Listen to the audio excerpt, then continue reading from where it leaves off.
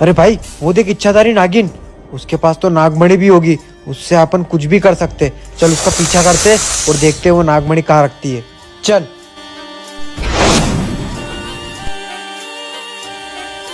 अरे वो रही।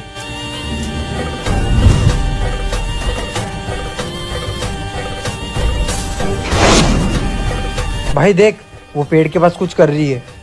चल चल, गई गई। उसने नागमणि को यहीं कहीं छुपाया था, ढूंढ ढूंढ यहीं पे कहीं से निकलेगी। मिल गई नागमणि, अब इससे अपन कुछ भी कर सकते हैं। चल।